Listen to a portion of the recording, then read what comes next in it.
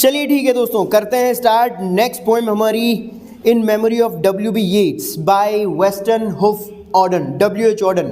देखिए भाई, in memory of W.B. Yeats, William Butler Yeats की याद में वेस्टन हुफ ऑर्डन ने जो है एक बहुत बढ़िया पोएम लिखी, उनको श्रद्धांजलि देते हुए, उनको होमेज पे करते हुए, जिसका नेम है इन मेमोरी ऑफ W.B. येट्स। W.B. येट्स की डेथ के ऊपर ये पोएम उन्होंने लिखी है उनकी याद में, तो जाहिर सी बात है ये एक एलिजी का एग्जाम्पल है और वेस्टन हुफ ऑर्डन की पोएम है, एक एलिजी है, W.B. येट्स को डेडिकेटेड है। देखिए, चलिए अब आइए नेक्स्ट पेज पर इंट्रोडक्शन टू द पोएम के ऊपर आते हैं। अब introduction to the poem, Wystan Hugh Auden. The poem in memory of W.B. Yeats is an elegy written to mourn the death of the poet W.B. Yeats, who died in January 1939. ये देखिए भाई, in memory of W.B. Yeats ये जो है एक elegy का example है जिसे W.B. Yeats की डेथ को मोर्न करने के लिए वेस्टन हुफ ऑर्डन ने लिखा है। और W.B. Yeats की डेथ जनवरी 1939 में हो गई थी, है ना। जनवरी 1939 में कहाँ पर हुई थी? फ्रांस में, पढ़ा है हमने, है ना। फ्रांस में इनकी डेथ हुई थी 74 ईयर्स की एज में, 1939 में, और 39 में भी जनवरी में, ठीक है। इसीलिए आप देखो कि ये जो टेक्स्ट यहाँ पे लिखा हुआ है, पोइट्री का टेक्स्ट, यहाँ पे डी जनवरी 1939 लिखा हुआ है, तो ये डी मतलब डेथ। डेथ कब हुई थी? 1939 में, जनवरी 1939। तो ये डेट इसीलिए लिखी हुई है क्योंकि उनकी डेथ जनवरी 1939 को हुई थी। इसके बाद में नेक्स्ट पैराग्राफ पर आइए। The poem has 3 sections. अब देखिए भाई दोस्तों, ये सबसे इंपॉर्टेंट बात है, इस पूरी पोएम को 3 सेक्शंस में डिवाइड करके लिखा है उन्होंने, द वेस्टन हुफ ऑर्डन ने। Each one of them follows a different stanza form and rhyme scheme, और हर सेक्शन की अपनी अलग लाइन लेंथ और अलग राइम स्कीम है। यानी 3 सेक्शंस में डिवाइडेड है पूरी पोएम, और ईच ऑफ देम यानी कि उन तीनों में से हर एक सेक्शन जो है वो फॉलो कर रहा है डिफरेंट स्टेंजा फॉर्म, यानी कि हर एक सेक्शन का स्टेंजा फॉर्म अलग है और हर एक सेक्शन की राइम स्कीम भी अलग है एक दूसरे से। जितने भी स्टेंजाज हैं उन सेक्शंस में, सारे सेक्शंस में अलग अलग स्टेंजा फॉर्म्स आपको देखने को मिलेंगे, अलग अलग राइम स्कीम आपको देखने को मिलेगी। The first section describes that wintry afternoon of his death. पहले सेक्शन में अपने को पढ़ना है उस दोपहर के बारे में। अब दोपहर भी कौन सा? Wintry afternoon. विंटरी आफ्टरनून मतलब सर्दी की दोपहर। उस दोपहर के बारे में, उस दिन के बारे में अपने को पढ़ना है जिस दिन W.B. येट्स की डेथ हुई थी। आफ्टरनून में सर्दी का मौसम था, विंटरी आफ्टरनून था, बहुत कड़ाके की ठंड पड़ रही थी उस टाइम पे, और दोपहर के समय में जो है जब W.B. येट्स की डेथ हुई तो वो दिन कैसा था, वो क्या हो रहा था उस दिन, वगैरह वगैरह, ये सारी चीज़ें अपने को सेक्शन फर्स्ट में पढ़ना है। उस दिन के बारे में, उस विंटरी आफ्टरनून के बारे में जिस दिन उनकी डेथ हुई थी W.B. येट्स की, फर्स्ट सेक्शन में ये बारे में लिखा है उन्होंने। While he was still alive, the rumors of his illness merged with rumors of his death। और उस दिन जिस दोपहर के बारे में सेक्शन फर्स्ट में वो बात कर रहे हैं वेस्टन हुफ ऑर्डन, इस सेक्शन में अपने को ये भी पढ़ना है कि किस तरह से जिस दिन दोपहर में उनकी डेथ हुई थी, तो उस दिन दोपहर से पहले जब वो जिंदा थे, यानी जब वो मरे नहीं थे, हालांकि दोपहर में डेथ हो गई थी लेकिन मरने से पहले जब वो जिंदा थे, तो किस तरह से पूरे आसपास जहाँ भी वो रहते थे चारों तरफ जो है उनकी मृत्यु की खबरें, उनकी बीमारी की खबरों के साथ मिली हुई, मर्ज होकर के, यानी कि मिली जुली खबरें जो है इस तरह से फैल रही थी चारों तरफ। कोई कह रहा था बहुत ज़्यादा सीरियस हो गए, कोई कह रहा था अरे वो तो मर गए, कोई कह रहा था अरे नहीं नहीं जिंदा हैं। तो इस रूमर्स यानी अफवाहें, तो इस तरह की अफवाहें जो है चारों तरफ फैली हुई थी जब वो, जिस दिन उनकी डेथ हुई थी। जब वो जिंदा थे तो चारों तरफ जो है उनकी बीमारी से जुड़ी हुई और उनकी मृत्यु से संबंधित मिली हुई खबरें जो है चारों तरफ फैली हुई थी जिस दिन दोपहर को उनकी डेथ हुई थी, उससे पहले जब वो जिंदा थे उस समय। कुछ लोग कह रहे थे अरे सीरियस कंडीशन है, कुछ कह रहे थे नहीं नहीं मर गए, कुछ कह रहे हैं नहीं नहीं जिंदा है, जिंदा है, अभी जिंदा है, अभी सीरियस मामला है, कुछ कह रहे हैं नहीं नहीं मर गए मर गए। तो इस तरह की खबरें जो है, इस तरह की अफवाहें उस दिन उड़ रही थी जिस दिन उनकी डेथ हुई थी। The second section is more close to the poet's life and is expressive of his many conflicts and conflicting loyalties and aspirations. Second section जो है पोइट के जीवन के बेहद नज़दीक दिखाया गया है, यानी कि उनके लाइफ को जो है बहुत ही नज़दीकी के साथ इसमें जो है एक्सप्रेस किया गया है। अब लाइफ को नज़दीकी से कैसे एक्सप्रेस किया है, इसमें एक्सप्रेस किया गया है ऑफ हिज मेनी कॉन्फ्लिक्ट्स, उनके काफ़ी संघर्षों को, कॉन्फ्लिक्ट्स को उन्होंने जो है वेस्टर्न हुफोर्डन ने सेकेंड सेक्शन में डिस्क्राइब किया है। उनकी लाइफ के कॉन्फ्लिक्ट्स, उनकी लाइफ के संघर्षों को, and conflicting loyalties and aspirations, और संघर्ष करते हुए उनकी लॉयल्टी और संघर्ष करते हुए उनकी एस्पिरेशन को, महत्वाकांक्षा को, कि किस तरह से अपनी लाइफ में उन्होंने जो है, जब वो लिख रहे थे, राइटिंग्स लिख रहे थे, तो कितने संघर्ष उन्होंने देखे, उतने संघर्षों के बावजूद जो है वो अडिग रहे, काम करते रहे, अपनी महत्वाकांक्षा को उन्होंने जो है ज़िंदा बनाए रखा, और इस तरह से जो है उन्होंने अपनी लाइफ में काम किया। तो ये सारी चीज़ें अपने को उनकी लाइफ का एक छोटा सा चित्रण सेकेंड सेक्शन में अपने को देखने को मिलेगा उनकी लाइफ के बारे में। The poet's resentment against the growing disabilities of age, his involvement in the Irish national movement। इसके बाद में सेकेंड सेक्शन में अपने को ये भी पढ़ना है कि पोइट्स रिजेंटमेंट, कवि की नाराज़गी, रिजेंट का मतलब होता है नाराज़ हो जाना, रिजेंटमेंट नाराज़गी, गुस्सा, किस तरह से पोइट यानी कि W.B. यीट्स जो है वो गुस्सा हो गए थे against the growing disabilities of age, उस समय की बढ़ती हुई कमियों की वजह से, जो डिसेबिलिटीज़ बढ़ रही थी लोगों में, आसपास के लोग योग्य की जगह जो है अयोग्य बनते जा रहे थे, या किस तरह से अयोग्यता जो है चारों तरफ फैल रही थी उस समय। तो उस चीज़ को लेकर के पोइट का रिजेंटमेंट क्या था, कैसे उनको गुस्सा आया, क्या उन्होंने किया, इस सारी चीज़ के बारे में पढ़ना है। His involvement in the Irish national movement, और उसके बाद में आयरिश नेशनल मूवमेंट में पोइट शामिल हुए, इसके बारे में पढ़ना है। And his poetic desires are referred to in this sections, और इस सेकेंड सेक्शन में उनकी पोइटिक डिज़ायर को भी रेफरेंस के रूप में यूज़ किया है वेस्टर्न हुफोर्डन में। तो ये सारी चीज़ें सेकेंड सेक्शन में है। The third section is a comment on the value of art and is a formal farewell to Yeats। और उसके बाद में जो लास्ट का थर्ड सेक्शन है, उस थर्ड सेक्शन में उन्होंने आर्ट की वैल्यू के बारे में बात की है। एक कला का महत्व क्या होता है, आर्ट की वैल्यू क्या होती है, उस बारे में बात की है। और साथ ही साथ W.B. यीट्स को एक भावभीनी सी औपचारिक श्रद्धांजलि, औपचारिक रूप से जो है उन्होंने अलविदा कहा है, औपचारिक विदाई दी है। फॉर्मल फेयरवेल अलिट्रेशन का एग्जाम्पल है ना, फॉर्मल फेयरवेल, तो औपचारिक विदाई उन्होंने दी है। और आर्ट की वैल्यू के बारे में बात की है थर्ड सेक्शन में। ये है इंट्रोडक्शन टू द पोएम। बाकी इसमें कुछ भी जो है इम्पोर्टेंट नहीं है।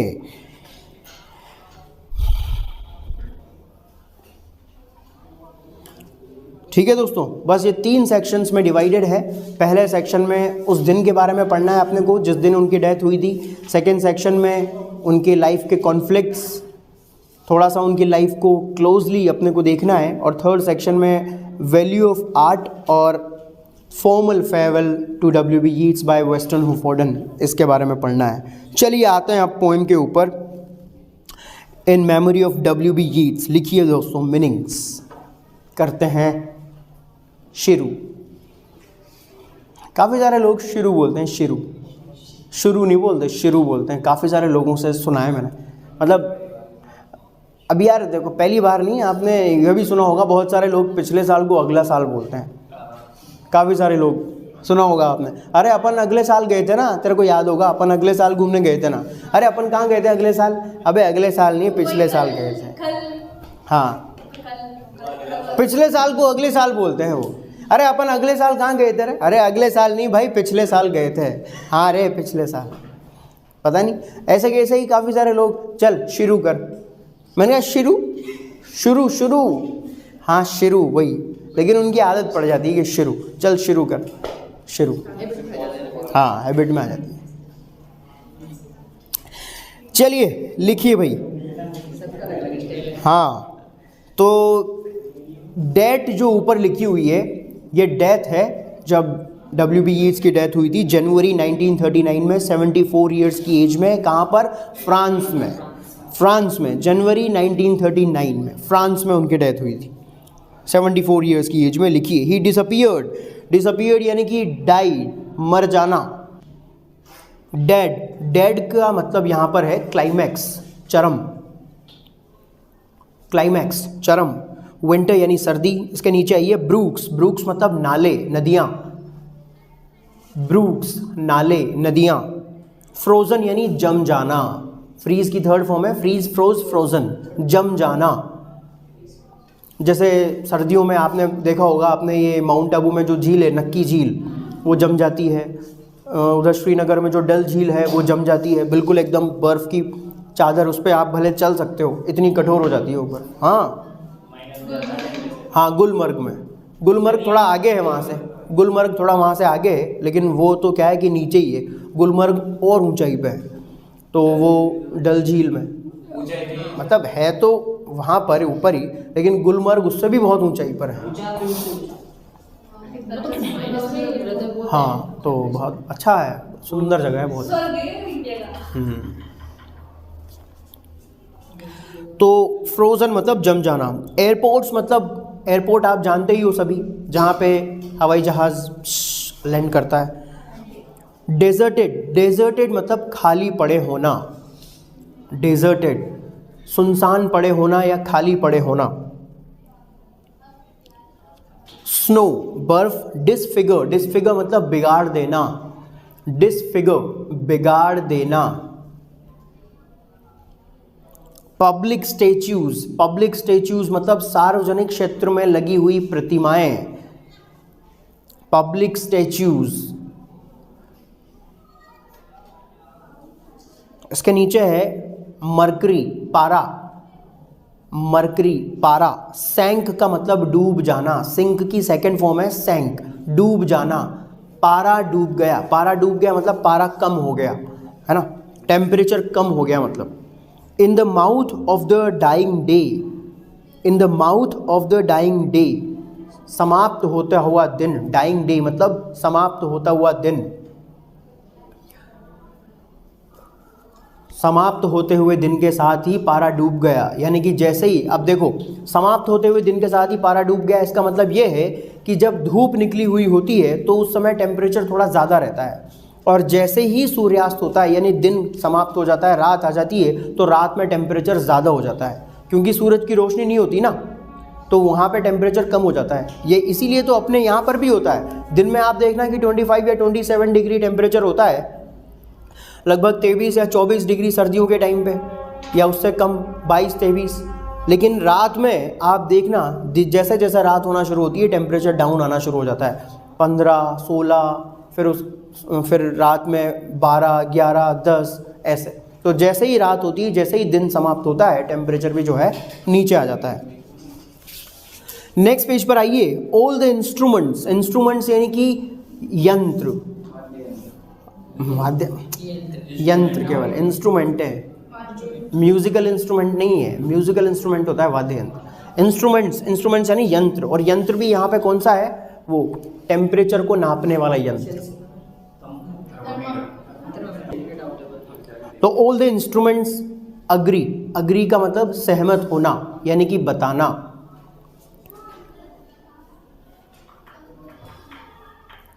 डार्क यानी अंधेरे से भरा हुआ, कोल्ड यानी ठंडा।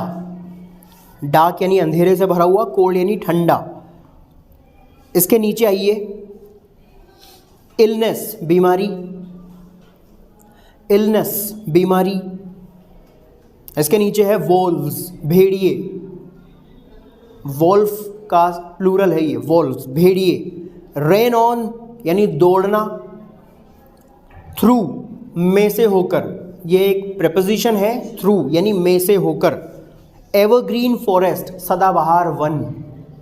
एवरग्रीन फॉरेस्ट, सदाबहार वन। इसके नीचे है पीजेंट रिवर, पीजेंट यानी प्राकृतिक, स्पॉन्टेनस, स्पॉन्टेनस। प्लीजेंट अलग होता है, पीजेंट का मतलब किसान भी होता है, हाँ राइट।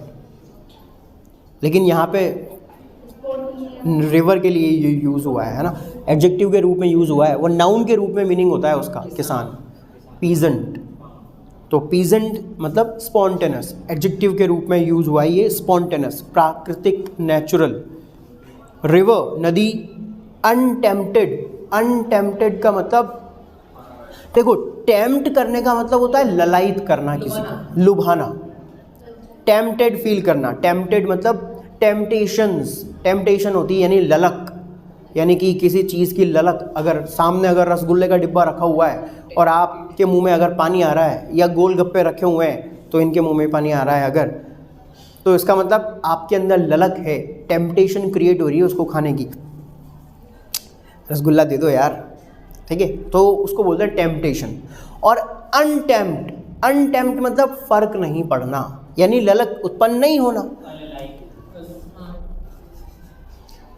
अनटेम्प्टेड, हाँ लिख लो, ललायित महसूस न करना, आकर्षित न होना, फर्क नहीं पड़ना, ऐसे लिखो, फर्क नहीं पड़ना, जो भी है सीधी सीधी बात लिखो ना, अललायित आकर्षित नहीं होना, उसे समझना पड़ेगा, सीधी सी बात है, फर्क नहीं पड़ना यानी किसी की तरफ आकर्षित महसूस नहीं करना, है ना। किसी चीज़ का भी अगर फ़र्क नहीं पड़ रहा है, अगर किसी चीज़ को, जैसे सामने जो है कोई व्यक्ति रसगुल्ला खा रहा है तो वो कह रहा है कि भाई खा लो आ जाओ। या फिर जैसे अपन कहीं खाना खाने जाते हैं तो वहाँ पे गुलाब जामुन आता है, तो जो व्यक्ति ऑलरेडी 5-6 खा चुका है, उसके बाद में उसकी जब इच्छा नहीं होती है तो वो टेम्प्टेड फील नहीं करता ना उसकी तरफ, तो वो अनटेम्प्टेड रहता है, यानी ललायित महसूस नहीं करता, तो वो फ़र्क नहीं पड़ना, यानी कि उसके बाद भले 10 बार घुमाओ गुलाब जामुन का धामा लेकर के, उसको फ़र्क नहीं पड़ेगा, अनटेम्प्टेड रहेगा, क्योंकि ऑलरेडी 6 खा चुका है। हाँ, कुछ लोग फिर ऐसे भी होते हैं जो पूरी कम खाते हैं, गुलाब जामुन ज़्यादा खाते हैं। अनटेम्प्टेड, फ़र्क नहीं पड़ना, आकर्षित नहीं होना। बाय द फैशनेबल क्वेज, क्वेज को अंडरलाइन करके लिखिए, फैशनेबल यानी आकर्षक, है ना, सुंदर। क्वेज, क्वे को अंडरलाइन करके लिखिए। A platform in harbour, a platform in harbour, बंदरगाह पे एक ऊंचा स्थान जो होता है, समुद्र तटीय क्षेत्र में एक जो ऊंचा उठा हुआ स्थान होता है समुद्र तटीय क्षेत्र पर, या जो बंदरगाह होता है, हार्बर का मतलब बंदरगाह, a platform in harbour, harbour का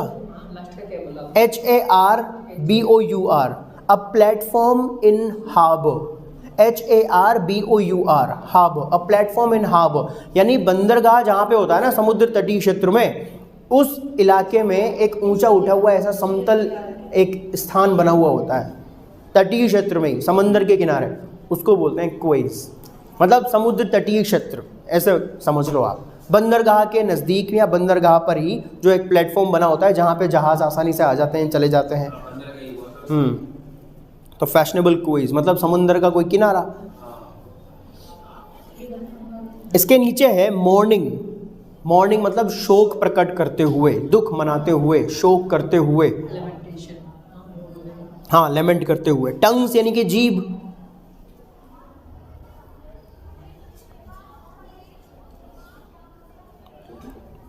अब शोक मनाती हुई जीभ है, शोक मनाती हुई जीभ है मतलब शोक मनाते हुए लोग, तो स्नेक्ड है कि फिगर ऑफ स्पीच, है ना, जीभ रिप्रेजेंट कर रही है लोगों को।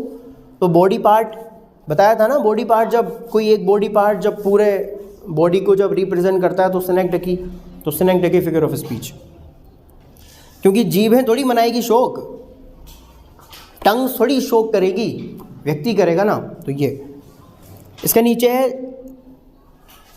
कैप्ट फ्रॉम हिज पोएम्स,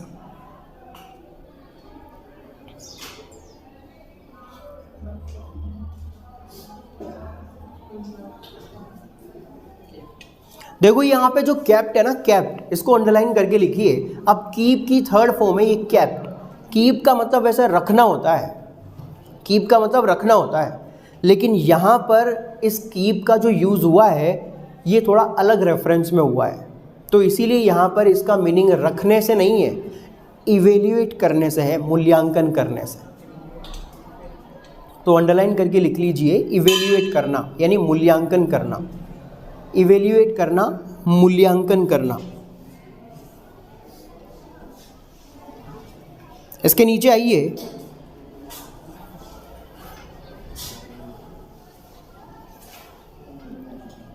अगले पैराग्राफ पर नेक्स्ट स्टेंजा में नर्सेज। नर्सेज का मतलब वही जो नर्स होती है या होता है, चाहे वो लड़का हो या लड़की, नर्स के रूप में जब वो काम करता है हॉस्पिटल वगैरह में।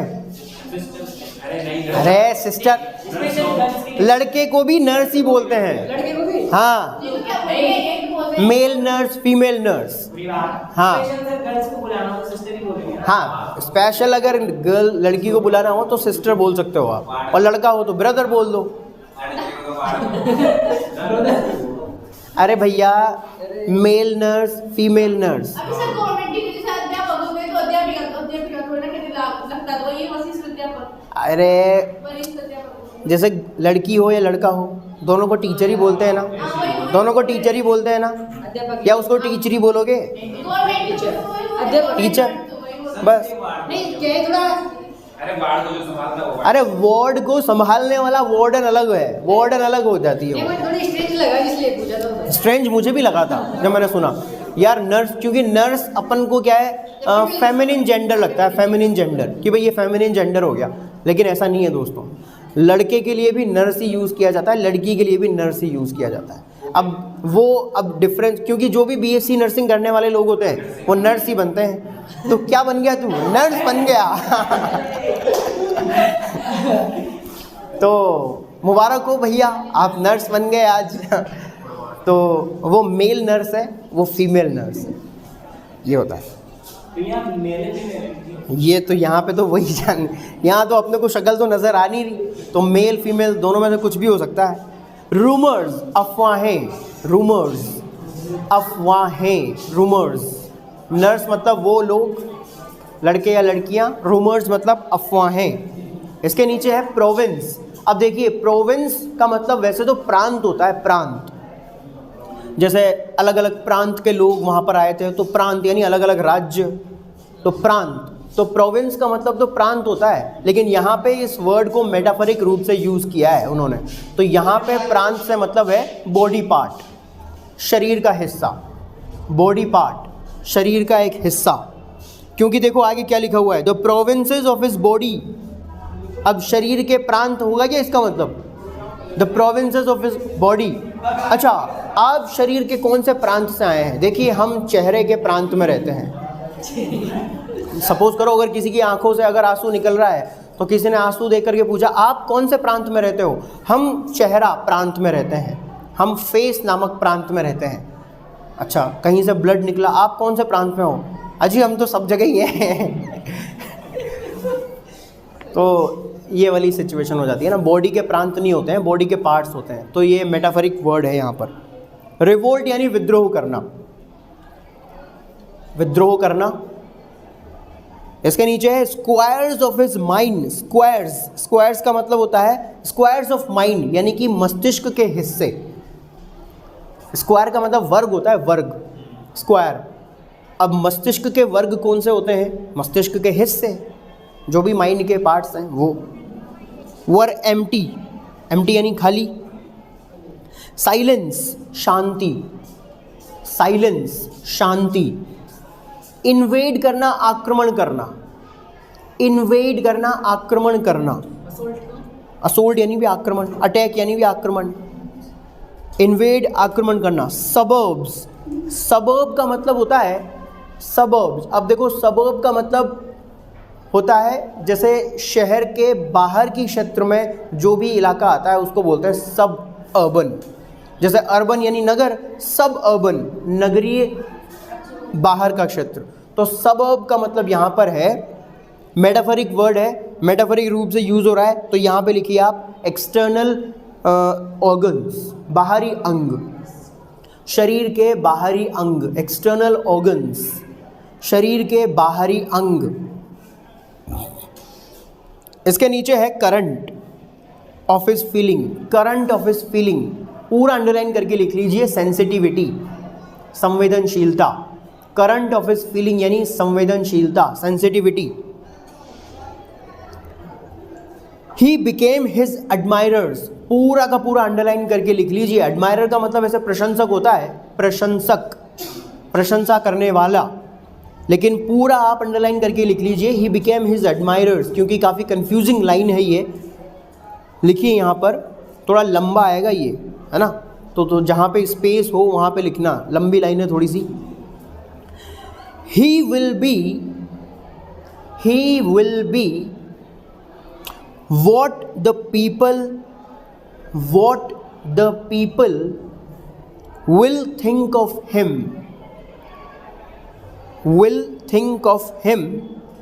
and his poetry, he will be what the people will think of him and his poetry। Next टेंसा पर आइए, स्कैटर्ड, फैला हुआ, स्कैटर्ड, फैला हुआ, फैला हुआ। इसके नीचे है होली, पूरी तरह से, पूरी तरह से, हाँ, या पूर्ण रूप से भी बोल सकते हैं। अनफेमिलियर, अपरिचित, अनफेमिलियर, अपरिचित। अफेक्शन, अफेक्शन का मतलब प्रेम होता है, लेकिन यहाँ पे आप लिखिए सेंसिबिलिटी, सेंसिबिलिटी, समझ, सेंसिबिलिटी, समझ।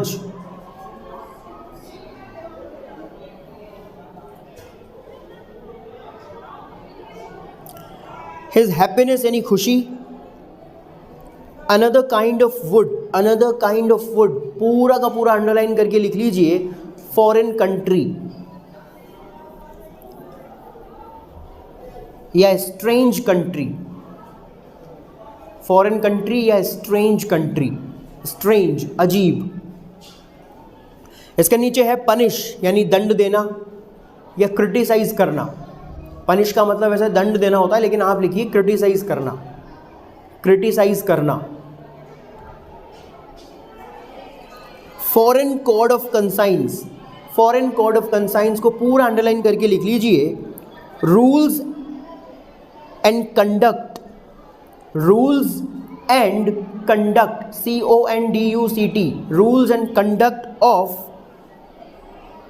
रूल्स एंड कंडक्ट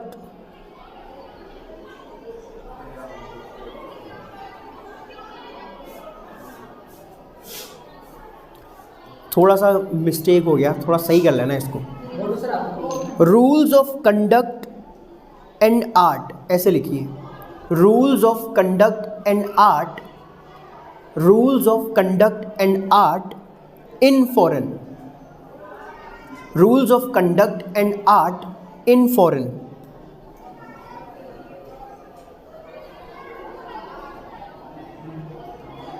और लास्ट वाली लाइन देखिए, मॉडिफाई, मॉडिफाई करना मतलब आप तो जानते ही हो, रूप परिवर्तन कर देना। आपने गाड़ी मॉडिफाई करवा ली, मतलब उसका रूप परिवर्तन करवा लिया, है ना। बदलाव करवा, बदल देना, हाँ, नवीनीकरण कर देना, बदल देना, बदल देना, मॉडिफाई कर देना, रूपांतरित कर देना, रूप में परिवर्तन कर देना। In the gods of the living. ठीक है भाई, पढ़ेंगे इसको।